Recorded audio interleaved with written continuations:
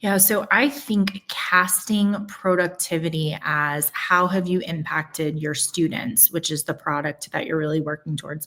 There's a great question here, which is like in your particular field, how would most people define productivity or being productive?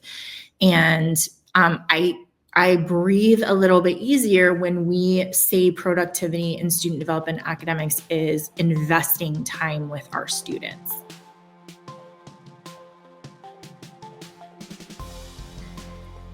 Hello, everybody. Welcome to another episode of Cap and Gown. I'm Rachel Phillips-Buck, VP for Student Success at Ferris Resources.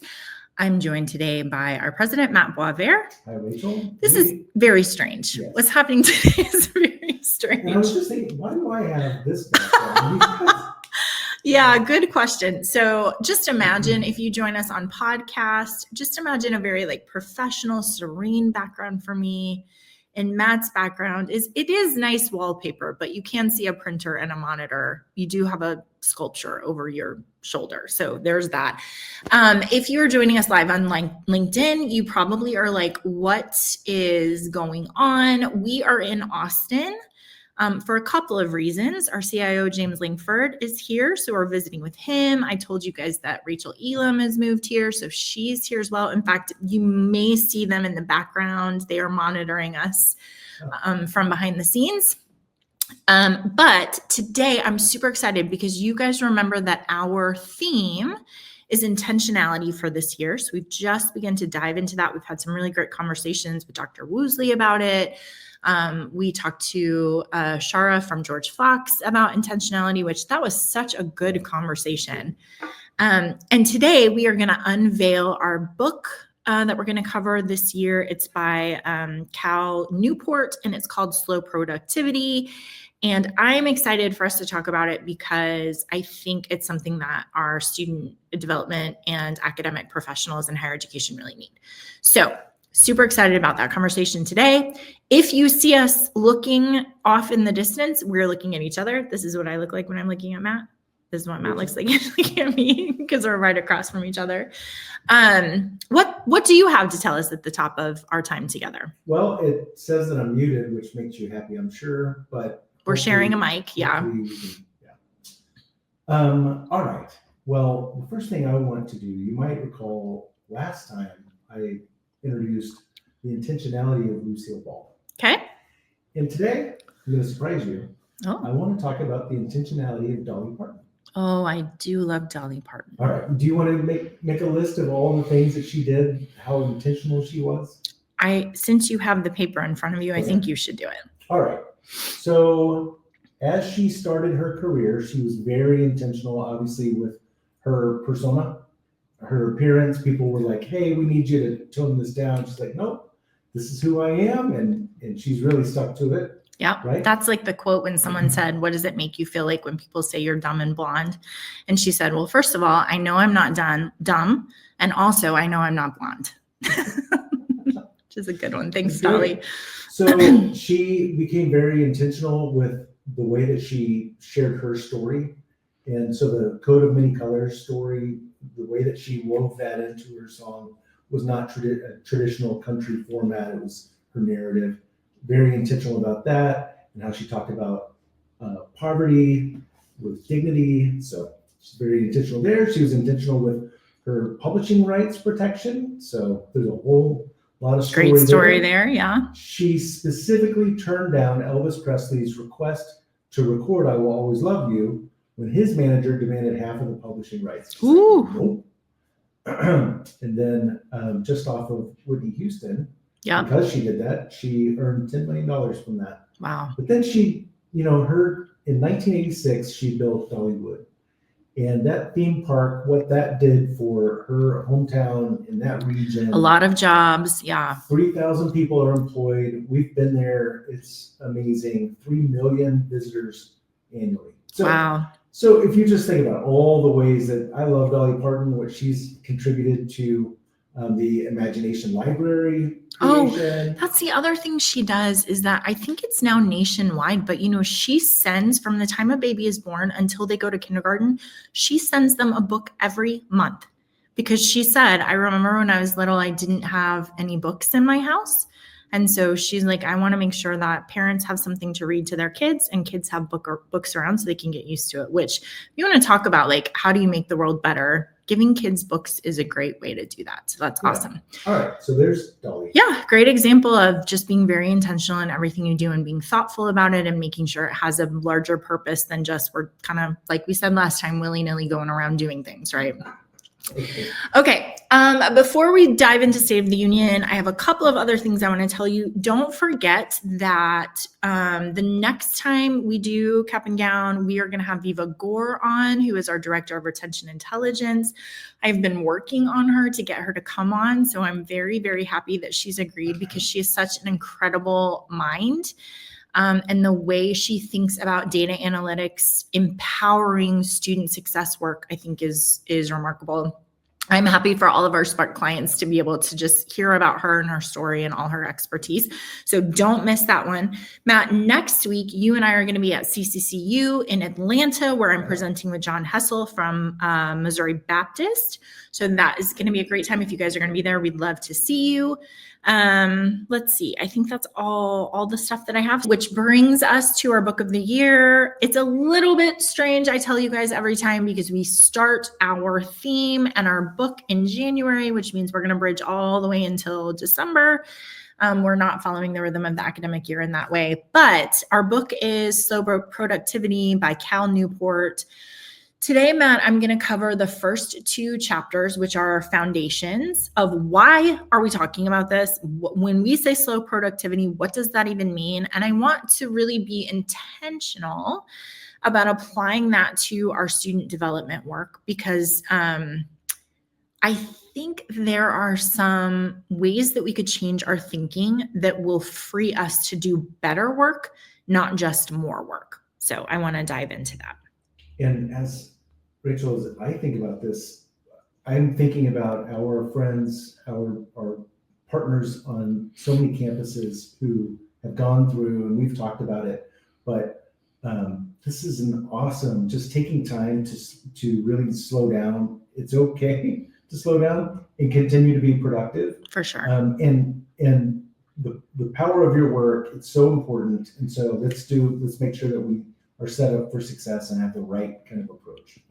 Okay, so I'm going to name the elephant in the room, which is talking about student development, talking about academics in terms of productivity is going to make everyone's skin crawl because productivity was created for, farm work and factory work. And by that, I just mean productivity, what you produce. We want to be able to say, well, then we started doing this thing on our farm and all of a sudden we started producing more crops. So it's worth it for us to do that. Or in our factory, right? We started like Ford, is it Ford who created is that right? Yes. Ford? Okay. Who created the assembly line, right? He did that. And then his factories got more productive because they were producing more cars. So there's like this little thing I was saying when we were talking about this earlier. If you said to Brad Lau, who is just like the most student-focused student development person that I know, were you productive today? He'd be like, what are you talking about, right? But Matt, you said something really smart about taking that word apart and helping us understand what it really means. Can you talk about the product versus productivity? Yeah. So I mean, the whole focus is, okay, so we have this product and are we creating it more? Do we have more quantity and higher quality of this product, right? So when we think about productivity, it's, well, we have this widget typically, and I've seen that in manufacturing shop. But when you think about then in higher ed, what is the product? And being able to be really intentional about understanding what the product is. So when I think about my university and its mission to educate students for service and leadership throughout the world, thinking about that's our product, that's what we're invested in. then everything that I do toward that is productive. Yeah, so I think casting productivity as how have you impacted your students, which is the product that you're really working towards. There's a great question here, which is like, in your particular field, how would most people define productivity or being productive? And I breathe a little bit easier when we say productivity in student development academics is investing time with our students. And there's a lot of we'll talk in a minute about how there's like busy work that has to be done in order to enable that. But then also, coming home at the end of the day and someone saying how productive were you, and you saying I spent 6 hours with students today, the answer is you were very productive, right? You invested in the outcome of your institution. It's interesting because we've had a lot of conversations about the curmudgeon faculty who grumble about spending time with students. It's like, well, what do you want to do? That's your productivity, friend. That's why you're here. And then you have other, even administrators who become so focused on, we've talked about this in each, different areas on a campus, but if, for instance, you work in the technology group on a campus and you're thinking about technology, and you lose sight of the why is so that students have a great educational experience, and you've shifted then into being, you want to be the expert on, and you want the notoriety, you've lost sight of really the purpose of the product, right? Yeah. So the thing is that there's not a great standard definition or like outcome measurement for thinking jobs. He talks about thinking for a living people, like we would think that's our faculty, but also I think on a campus you have loving for a living people, right? Like, how do I invest in our students? How do we love them? And it's really, really hard to understand what that outcome is and what your product is. So, I was thinking, Matt, we have a campus where they got a new supervisor, and the supervisor was like, I want you to keep track of every second of your day and tell me what you've done at the end of the day, right? Because I want to make sure you're not wasting time. Okay, well, everybody who worked there quit because that is not, literally, because that is not their job. Their job is not to give you a factory worker's output, but instead to be like, hey, I was being with students and I was investing and spending time where they are. So I love the idea of making students your product. And I do think it changes your job. To your point, the financial aid, your product is not loans, but it is students being able to get an education that then's going to change their family tree. Or I've given this example before where you have success coaches who think their product is 100% attendance for every student. And we have to come in and say, no, your product is students who understand responsibility, who feel like they have a place in your community, right? Who are understood and have a sense of belonging. That's actually what that product needs to be. And it changes the way you do everything. Because if you think your job is 100% attendance, then you don't listen, you don't pay attention to your students. You just tell them, you have to go to class, versus this other piece.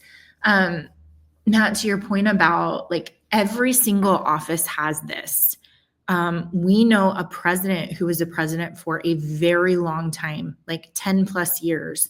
And then he did his umpteenth graduation, and then he did faculty pre-session. And he was like, I just realized that our students are really why we do this work. And I know he meant that to be inspiring, right. But I think what it did was everyone on the campus was like, you've been here forever and you just realized that our product is our students. It was a little bit shocking, right? What that you saying that reminds me of is we've all been in these meetings, committees, and all of that. And you have in that, and a lot of our listeners and clients fit this, where they know that it's the student, that the student's always at the center. That's why they do the job. And then you're in this committee meeting, and it's like you're talking about a whole lot of other things, not about the student. Yeah. And how defeating that can be, versus when your boss finally the light turns on and is like, oh. Yeah, because here's what I would say. You can imagine what it's like working under a president who doesn't realize that your students are what you are investing in. You can imagine, and you'd be right. That is what it feels like. It feels like we're running a widget factory instead of a full understanding of the student-centric piece. So you were saying earlier today, I mean, every element, we meet with technology people all the time, and I know immediately if they understand students are the product or if they think what they're doing is technology. And the difference is they are in a meeting and they say to the student success person, John, what do you need so you can find the right students and manage them? And John says, I need this, Fairs 360, something else. And they say, okay, we'll figure out how to get that for you, versus all this about how we're not going to do that and we can't do it and we're not going to do the technology and because we've got all this stuff. And it's like, you think what you're doing is the technology hubbub, but that's not actually what you're doing. What you should be doing is figuring out what your frontline people need in order to support your students. So, well said. Not that I have feelings about that. But also I wanted to say, just because I think we live this really well at Ferris Resources. We are, yes, a technology company, but I will tell you, for our team, there is nothing that makes us more anxious and unsettled and unhappy and like, I'm going to drive to a place and fix a problem. Not when our technology isn't doing what it's supposed to, because it mostly is doing what it's supposed to. It's helping you find students. That's not where we lose our minds. Where we lose our minds is when technology is doing its job and like you've done a stoplight survey, you found 200 students, but you're not contacting them, right?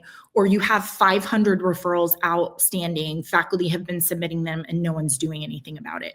Or you did a survey about should students drop the class and they're supposed to be dropping it today and nobody told them and it's going to be too late on Monday. If you want our team to be beside themselves, that's what you do. And the reason, Matt, is because yes, technology, but at the end of the day, we believe in student success and empowering students to be successful and change their lives. And so we're not thinking technology is the end all. We're saying if it doesn't ultimately increase productivity for students, it's not good enough. It's really not doing what it should be doing, right? So there's my soapbox about that.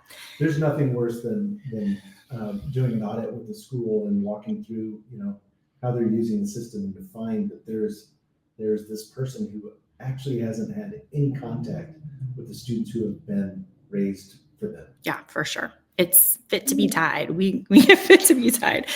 Okay, so the hardship with this idea of productivity, even as defining it as a student, right, is that it's really, really hard to measure productivity.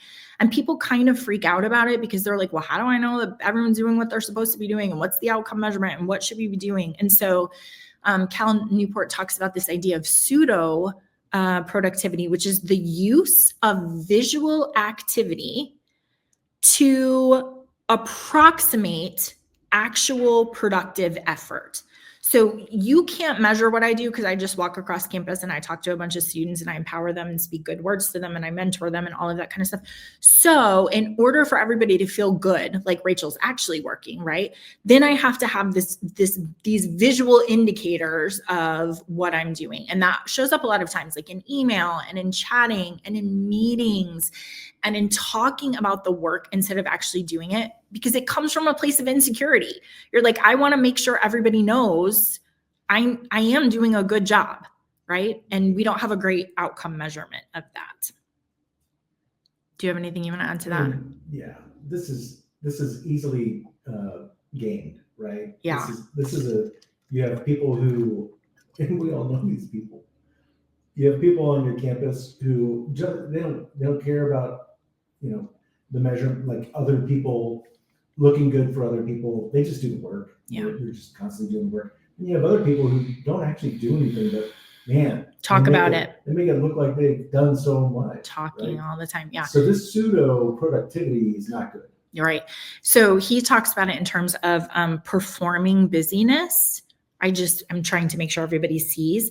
He also talks about confusing efficiency with frenzy, which I think is a pretty funny distinction, right? Like you can look calm, but some people are like, no, I need to look frenetic so everyone will know like I'm just too busy and there's too many things going on.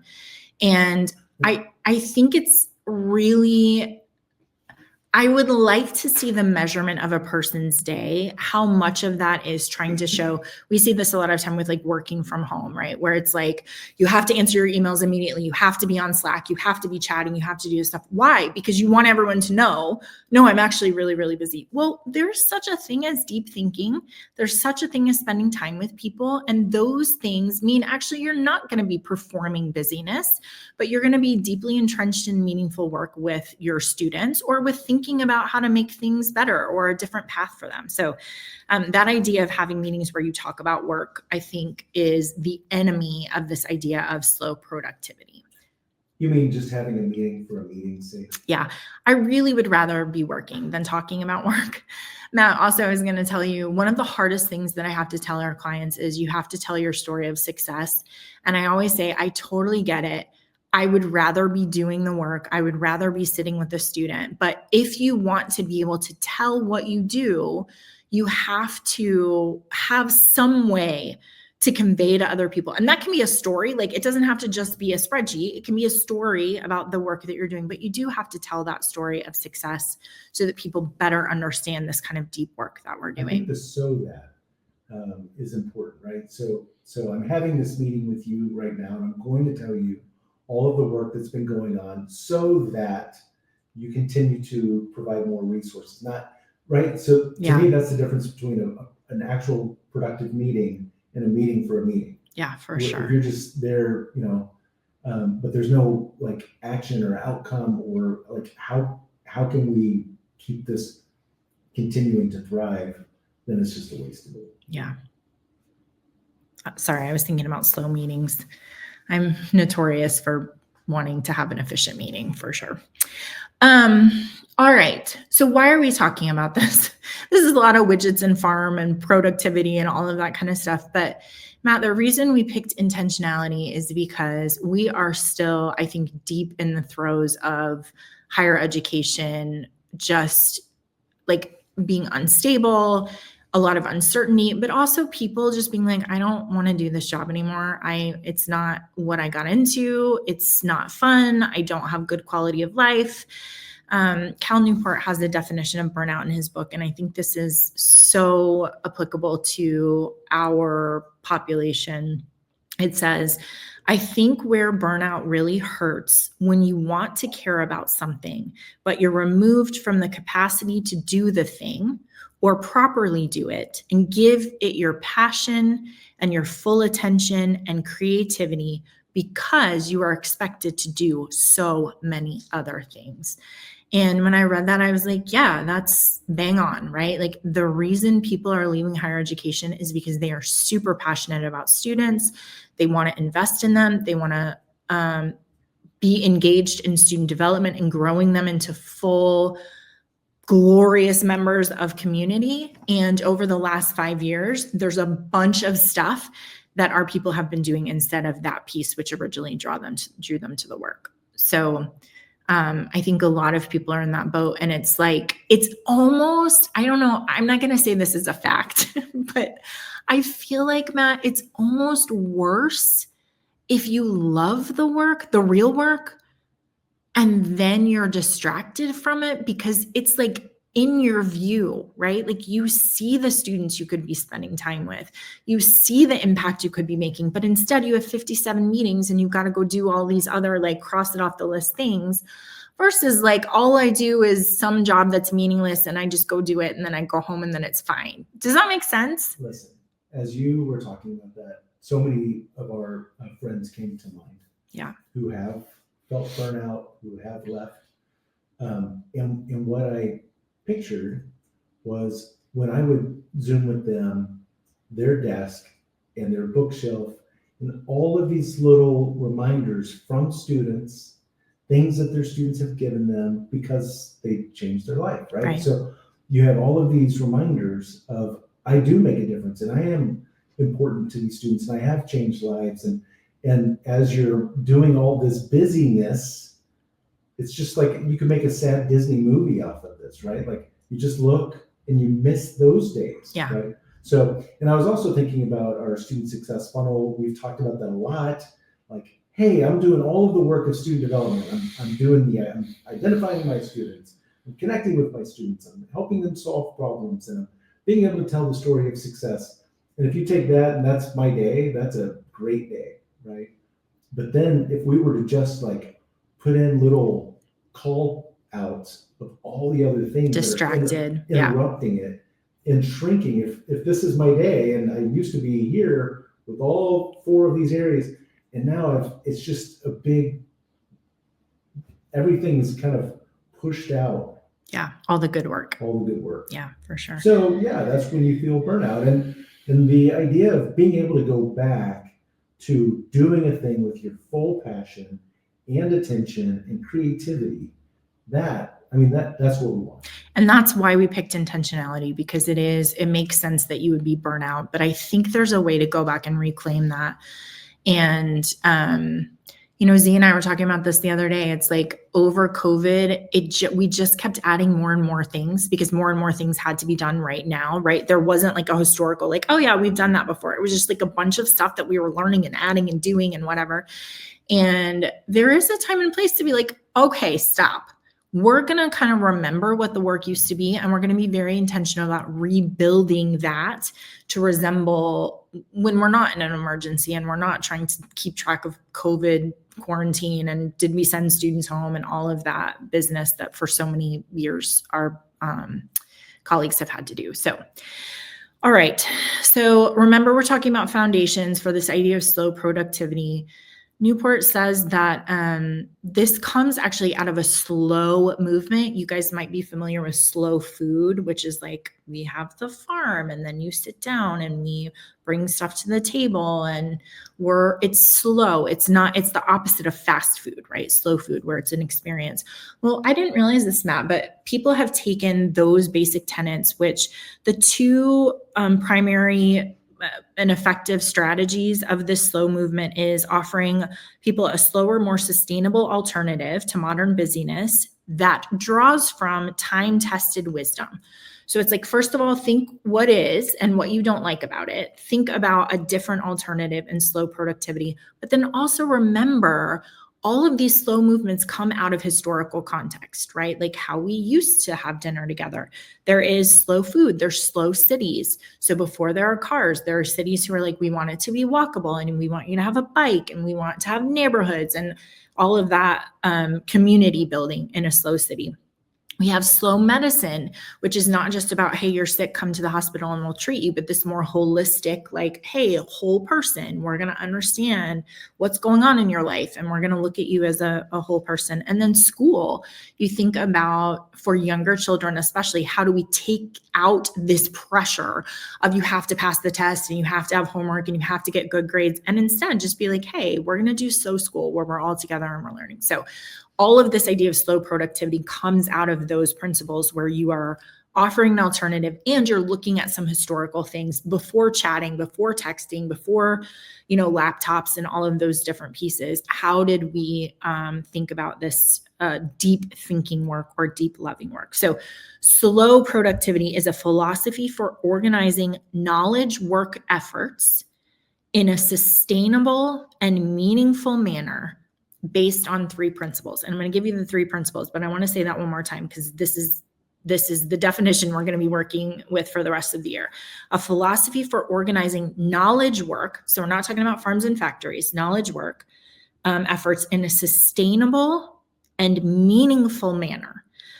Matt, I was thinking about knowledge work and just how if we redefine our productivity as how are we producing students, and we put that in the context of knowledge work, what we're saying is we have expertise. We have expertise about how to be in college. We have expertise about student development, about, all of those different elements. And we are imbuing that into our students as the product so that they can be more successful, which I want to write that down and put it on my desk. Use your knowledge to produce healthy, happy, competent citizens out of your university. I think that articulation would really help people decide what's useful and decide what's busy. Yeah.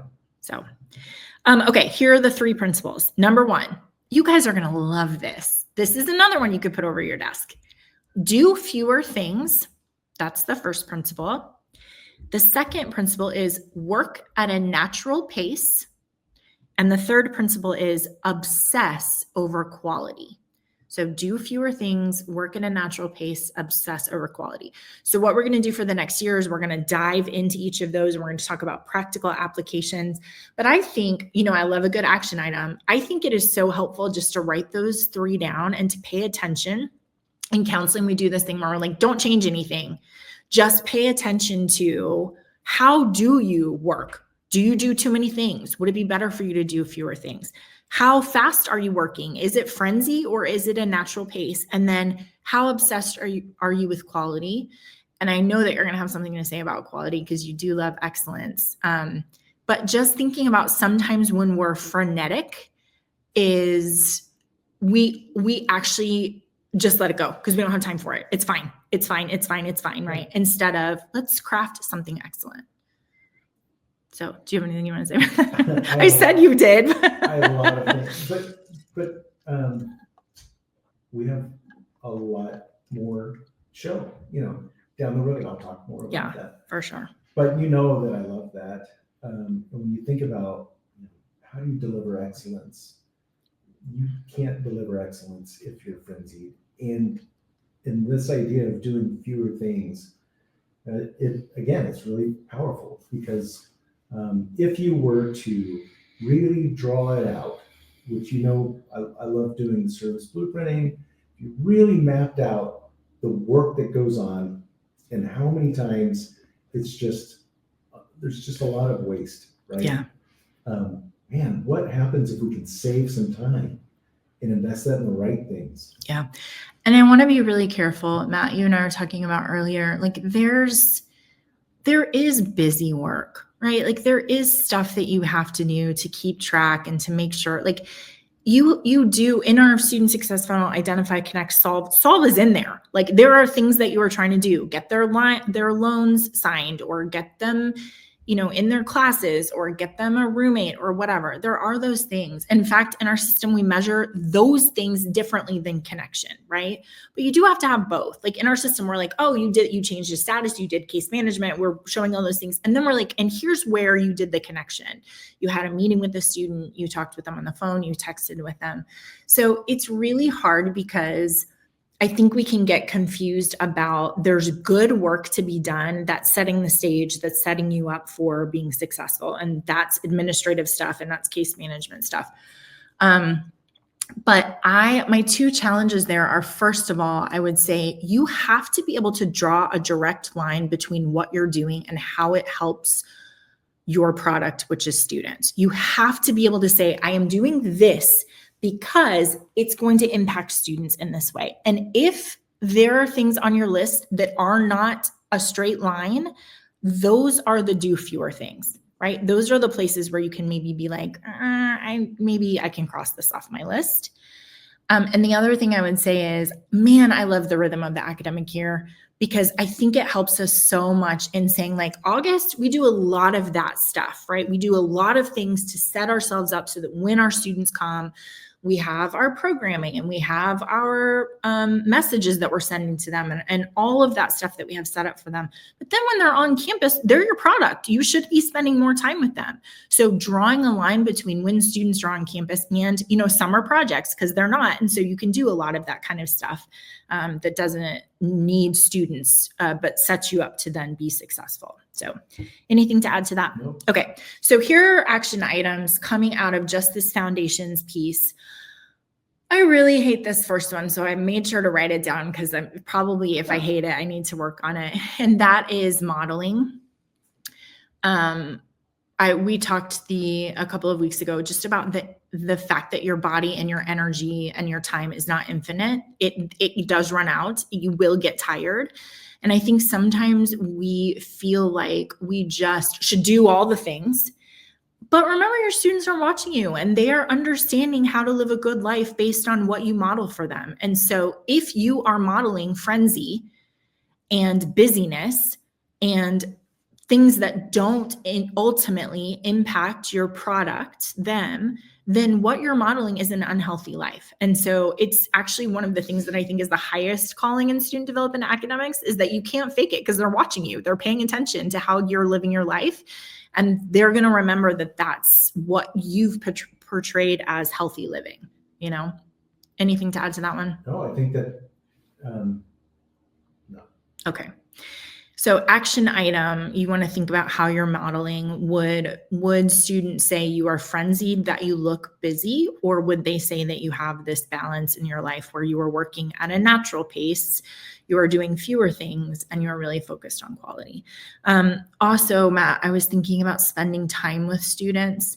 And, I finally quit my job at the university I worked at when I realized that I was not spending time with my students, that they were coming and I was seeing them and they were leaving, and then I was doing another one and another one and another one. And I didn't have time to listen to them and to be present with them and to provide them with empathy. And so figuring out how you schedule your day, you and I were saying it would be a great thing to take your student success funnel and just say, here's how much time I spent today finding the right students. Here's how much time I spent today connecting with my students. Here's how much time I spent in those solving their problems, right? And then what is the outcome of that? And that's a place where I think people struggle, but it'd be really nice to put that percentage every day in the student success funnel. All right, good? It's great. Okay. So you guys, we will continue to unpack this book, but I would really recommend you get it. I think it's going to help us changing our trajectory of our work. Thank you guys for joining us. Next time we're together, we will have Viva Gore, Director of Retention Intelligence. Otherwise, have a great day.